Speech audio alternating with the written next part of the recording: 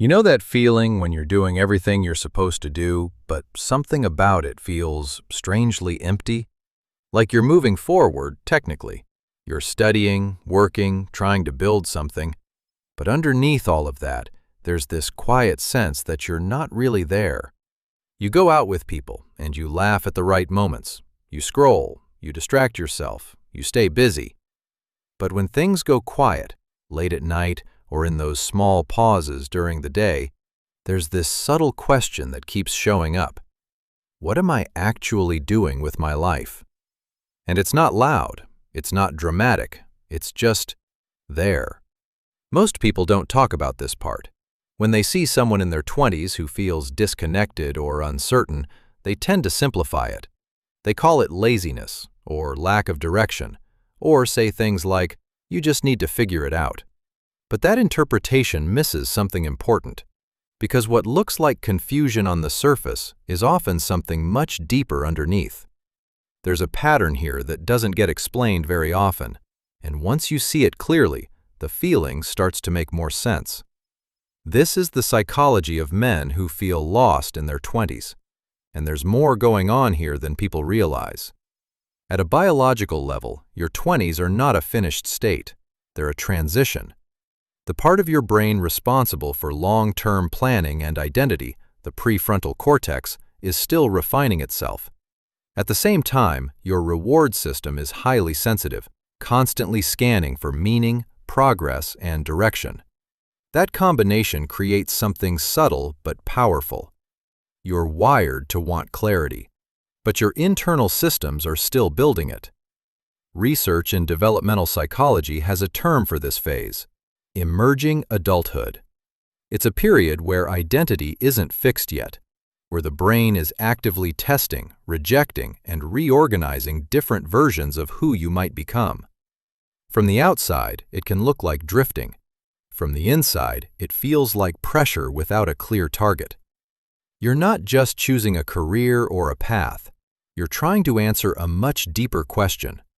Who am I, really, when no one's telling me what to do? And that question doesn't have an immediate answer, especially if your earlier life was structured. If you grew up following a system, school, expectations, routines, then your environment gave you direction for most of your life. You didn't have to define yourself, you just had to move forward. But your 20s are different. The structure disappears, and in its place, there's space. For some people, that space feels like freedom. For others, it feels like falling. Because now, there's no clear script, no guaranteed path, no external voice saying, "This is the right move." So your mind does what it's designed to do. It scans, it compares, it overthinks. It looks at other people moving faster, succeeding sooner, figuring things out, and it tries to measure where you stand. But here's the part that often gets overlooked. That comparison doesn't come from weakness. It comes from a deeply human need for orientation. Your brain wants to know, am I on the right track? And when there's no clear answer, it creates uncertainty. Not because something is wrong with you, but because the map itself isn't clear yet. There's also something else happening beneath the surface. A lot of men learn, early on, to define themselves through achievement, performance, progress, results. That becomes the internal measure of worth. So when progress feels slow or unclear, it doesn't just feel like a delay. It feels personal, like something about you isn't working the way it should.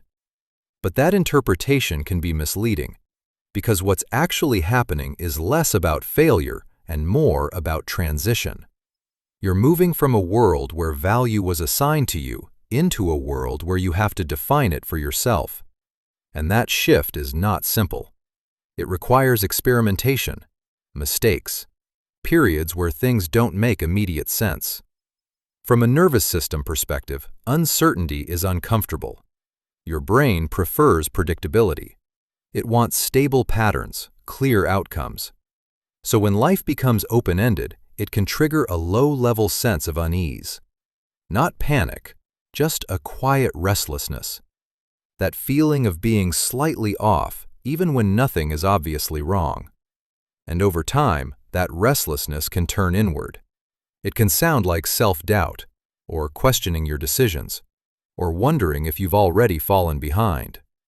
But here's something important to understand. This state of feeling lost isn't just confusion, it's actually a form of awareness. It means you're noticing the gap between where you are and where you feel you could be. Some people avoid that gap completely. They stay on paths that feel safe, even if they don't feel right. Others feel the gap very clearly, and that clarity can feel heavy, because once you see it, it's hard to ignore.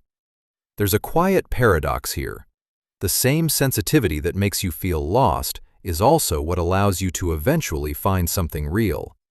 Because you're not just looking for any direction, you're looking for one that actually fits. And that takes time. There's also a trade-off that doesn't get talked about often. When you question your path deeply, you might move slower at first. You hesitate more, you explore more, you doubt more. But that process can lead to something more aligned later on, not necessarily easier, but more stable. Because it's built on understanding, not just momentum. At the same time, there's a quiet cost. Feeling lost can be isolating.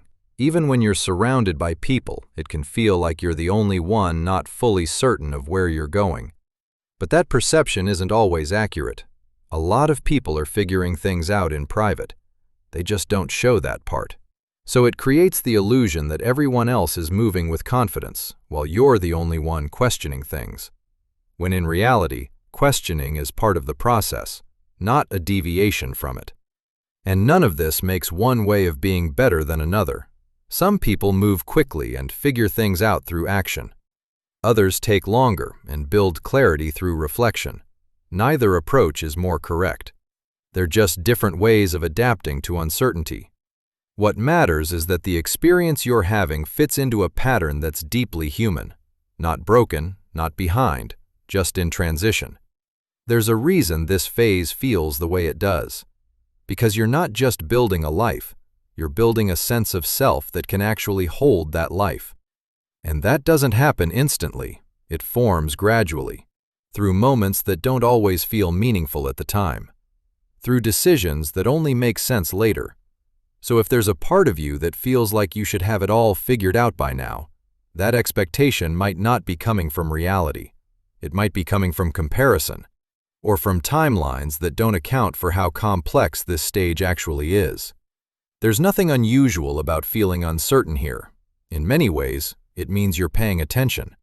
And that awareness, even when it feels uncomfortable, is part of what allows something more grounded to take shape over time. You're not as far off as it feels, even if it looks unclear from where you're standing.